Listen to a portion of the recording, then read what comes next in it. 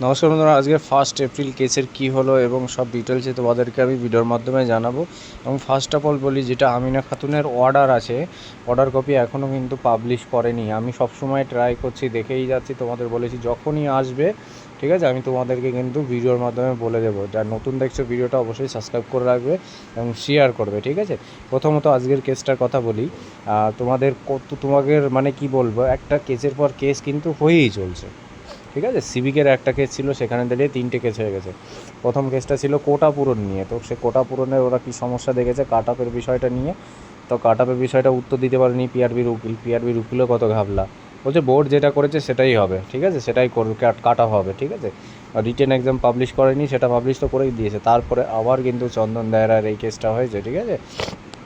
পরপর কিন্তু হয়ে যাচ্ছে। আর একটা আছে তোমাদের রিজার্ভেশন পলিসির বিষয়টা নিয়ে, ঠিক আছে। রিজার্ভেশন পলিসি কিন্তু মোস্ট ইম্পর্ট্যান্ট কেসটা, রিজার্ভেশন পলিসি, ঠিক আছে। যে রিজার্ভেশন সিভিক এসসি এসটির ব্যাপারটা নিয়ে, কোটা নিয়ে, এটা নিয়ে কেস করেছে। তো মূল বিষয়টা কিন্তু এখনও পর্যন্ত জানা যায়নি ওরা কী বিষয়ে এই বিষয়টা। আমি যতটুকু সম্ভব, রিজার্ভেশন পলিসি একটাই হবে, যেটা এসসি এসটিদের ব্যাপার আছে, বয়সের ছাড়ের ব্যাপার আছে। ইউআরে যেতে পারবে না যারা যদি ইউআর কাট আপ ক্লিয়ার করে। রিজার্ভেশন পলিসি এই একটাই আমার মতে জানা আছে। এবার ওরা কোন রিজার্ভেশন পলিসি নিয়ে কেস করেছে সেটা দেখার বিষয় আছে।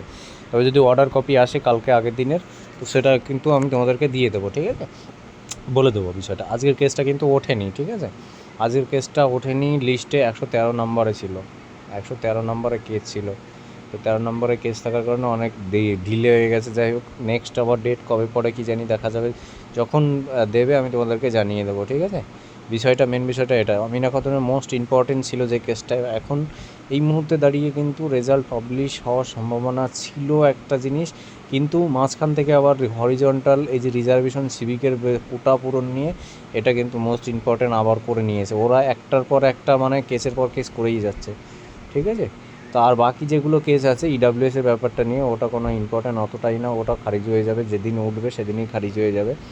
আর এখানে দাঁড়িয়ে এই হরিজন্টাল আর আছে রিজার্ভেশন পলিসি সিভিকের, এরা কিন্তু এই সব কেস মানে কেসের পর কেস করেই যাচ্ছে, ওদের একটা মনোনীত হচ্ছে না আর কেস করছে। যাই হোক, এইগুলো মিটলে পরে আশা করা যায় রেজাল্ট পাবলিশ হয়ে যাবে, ঠিক আছে, চাপ নেওয়ার কিছু নেই। আর রাতে দেখি কস্ট লিস্ট কী আছে, কালকে সব ডিটেলস আমি কিন্তু জানিয়ে দেবো যদি আসে অর্ডার কপি টপি।